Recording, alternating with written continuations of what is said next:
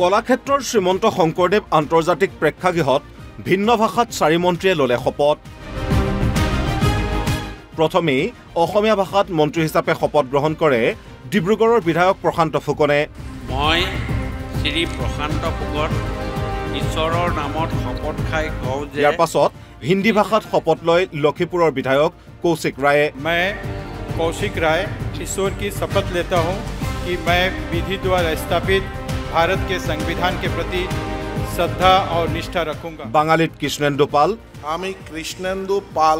ভগৱানৰ নামে শপত কৰিতেছি যে ৰূপেশ গোৱালাই ল'লে অসমীয়াতেই শপত মই অসম ৰাজ্যৰ এজন মন্ত্ৰী স্বৰূপে বিশ্বস্ততাৰে আৰু শুদ্ধ অন্তকৰণেৰে মোৰ কৰ্তব্য সম্পাদন কৰিম ৰাজ্যপাল লক্ষ্মণ প্ৰসাদ আচাৰ্যই শপত বাক্য পাঠ কৰোৱা এই অনুষ্ঠানত মুখ্যমন্ত্ৰী হিমন্ত বিশ্ব শৰ্মাকে ধৰি তেওঁৰ মন্ত্ৰীসভাৰ প্ৰায় সকল মন্ত্ৰীৰ লগতে অসম বিধানসভাৰ একাধিক বিধায়ক উপস্থিত থাকে অৱশ্যে এই শপত গ্ৰহণ অনুষ্ঠানত উপস্থিত নাথাকিল বিৰোধী দলৰ কোনো জনপ্ৰতিনিধি ইয়াৰ মাজতে বিজেপিৰ প্ৰতিটো কাম-কাজৰ লগতে মুখ্যমন্ত্ৰীৰ প্ৰশংসাত প্ৰায়ে পঞ্চমুখ হৈ অহা কংগ্ৰেছৰ নিলম্বিত বিধায়ক কমলাক্ষ দেৱ পুৰকায়স্থ ৰহাৰ শশীকান্ত দাস উপস্থিত থাকে কমলাক্ষ আৰু শশীকান্তৰ দৰে এআইডিএফৰো নিলম্বিত বিধায়ক জাকিৰ হুছেইন লস্কৰ নিজামুদ্দিন চৌধুৰীকো দেখা গ'ল 4 মন্ত্ৰীৰ শপত গ্ৰহণ অনুষ্ঠানত দলৰ পৰা কাৰণ দৰ্শোৱাৰ জাননী পোৱা এআইডিএফৰ বিধায়ক সুজামুদ্দিন লস্কৰো থাকিল উপস্থিত আজিৰ এই শপত গ্ৰহণ অনুষ্ঠানত বৰাকৰ পৰা হিলদোল ভাঙি আহিল দলীয় কৰ্মীৰ পৰা জিলা সভাপতিলৈকে বিজেপিৰ এই সকল নেতা নেত্ৰী উপত্যকাটোৰ দুজনকৈ বিধায়কে মন্ত্ৰিত্ব পোৱাৰ পাছতেই স্বাভাৱিকতেই কলাক্ষেত্ৰৰ বাকৰিত মুখৰ হৈ ৰল ভাৰত মাতা কি জয় ধ্বনি শপত গ্ৰহণ অনুষ্ঠানলৈ আহিল প্ৰশান্ত ফুকনৰ পত্নীসহ পৰিয়ালবৰ্গ ৰূপেশ গোৱাল আৰু পৰিয়ালৰ প্ৰতিজন সদস্য উপস্থিত থাকিল অনুষ্ঠানত ভাল লাগিছে সুখী হৈছো তেওঁৰ উন্নতি আৰু যাতে আগলৈ ভৱিষ্যতে কাম কৰি যাওক ৰাইজৰ হৈ সেইটো বিচাৰে তেওঁ ৰাজনীতিবিদ হিচাপে পিছত আহিল প্ৰথমটো তেওঁ এছএমএছৰ ছেক্ৰেটাৰী আছে ডুমডুমা ব্ৰাঞ্চৰ মোৰ বিবাহত সেইটো সময়ত হৈছিলে তাৰপিছত লাহে লাহে আহিলে সেইটো অভ্যাস হৈ গ'ল এতিয়া সময় দিয়ে যিমানখিনি পাৰে দিয়ে মাতৃ পত্নী ভাতৃসহ কৃষ্ণেন্দু পালৰ পৰিয়ালৰো প্ৰতিজন সদস্য উপস্থিত থাকিল কলাক্ষেত্ৰৰ এই শপত গ্ৰহণ অনুষ্ঠানত কৌশিক ৰায়ৰো আত্মীয় বঙহ সাক্ষী হ'ল শপত গ্ৰহণৰ অশেষ গুৰুদেৱৰ কৃপায় আমাৰ বিশ্বকৰ্মা মহাশয় যে ওকে স্থান দিয়েছেন আমি বহু কৃতজ্ঞ জানাই হিমন্ত বিশ্ব শৰ্মাৰ মন্ত্ৰীসভাৰ জ্যেষ্ঠ মন্ত্ৰী পৰিমল শুক্লবৈদ্য সাংসদৰূপে নিৰ্বাচিত হোৱাৰ পাছত স্বাভাৱিকতেই বৰাকৰ এজন বিধায়কক মন্ত্ৰিত্ব দিয়া হ'ব বুলি চলিছিল চৰ্চা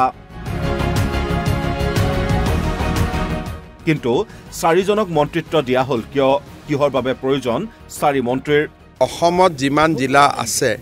সেইমতে আমি অভিভাৱক মন্ত্ৰীও দিব পৰা নাছিলোঁ মন্ত্ৰীৰ সংখ্যা কম আছিলে বহুত মন্ত্ৰীৰ ওচৰত অতিৰিক্ত বিভাগ আছিলে মোৰ কাষতে অতিৰিক্ত বিভাগ আছিলে গতিকে সকলো বিভাগে যাতে ন্যায় পায় এই 4 জন মন্ত্ৰীৰ আগমনে বা ইণ্ডাকশ্যনে আমাৰ মন্ত্ৰীসভাখন সফল কৰিব আৰু আমি চেষ্টা কৰিছোঁ যাতে মন্ত্ৰীসভাত সকলো ক্ষেত্ৰ সকলো ভাষাভাষী ৰাইজক আমি যাতে স্থান দিব পাৰোঁ স্বাভাৱিকতেই এই 4 মন্ত্ৰীয়ে শপত লোৱাৰ লগে লগেই প্ৰশ্ন আহিছে কোনে কি দপ্তৰ পাব 9 মন্ত্ৰী প্ৰশান্ত ফুকন ৰূপেশ গোৱালা কৌশিক ৰায় আৰু কৃষ্ণেন্দু পালে কি পাব দপ্তৰ শপত গ্ৰহণ অনুষ্ঠানৰ পাছতেই এই প্ৰশ্নৰ উত্তৰো দিলে মুখ্যমন্ত্ৰীয়ে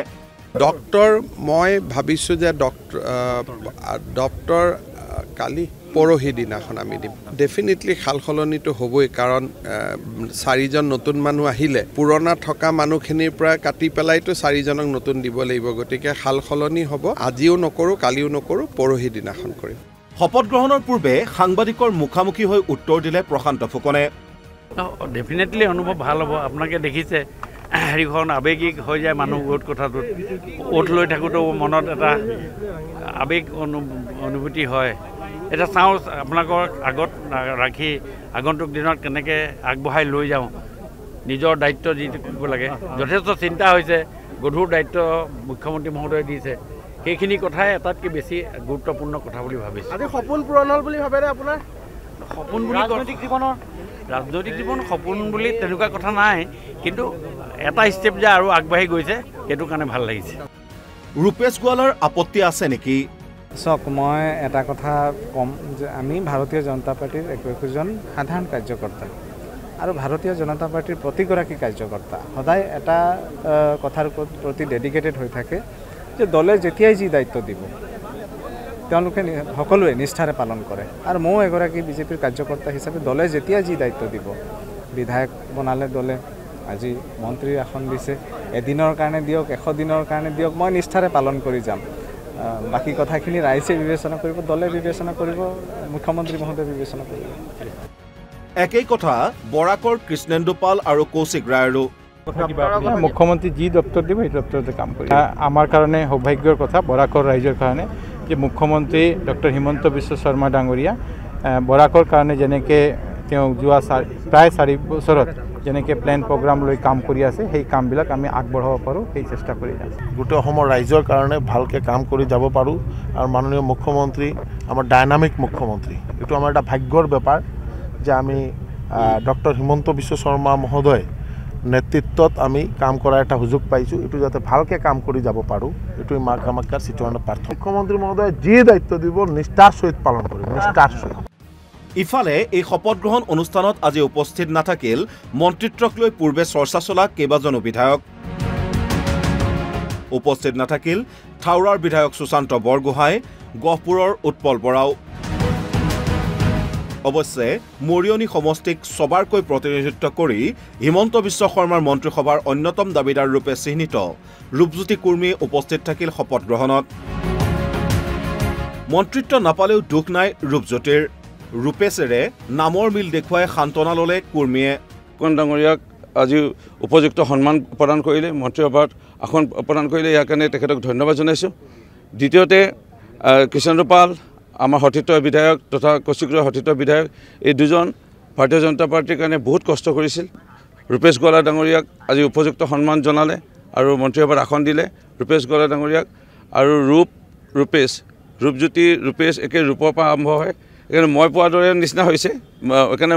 মই মন্ত্ৰীসভাৰ আসন পোৱাৰ নিচিনা হ'ল সেইকাৰণে ৰূপেশ গোৱালা ডাঙৰীয়াকো এই আজি উপযুক্ত সন্মান জ্ঞাপন কৰাৰ কাৰণে মুখ্যমন্ত্ৰী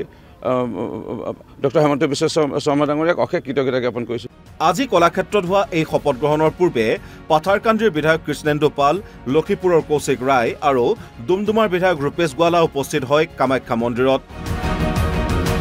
তিনিও বিধায়কে মা কামাখ্যাৰ আশীৰ্বাদ লৈ পুনে পুনে আহি উপস্থিত হয় কলাক্ষেত্ৰৰ শপত গ্ৰহণ পৰ্বত ভিডিঅ' জাৰ্নেলিষ্ট শংকৰ সঞ্জীৱৰ সৈতে দীপাংকৰ মেধি বিচিত্ৰ ৰাজবংশী আৰু মাধুৰ্য শইকীয়াৰ ৰিপৰ্ট NB নিউজ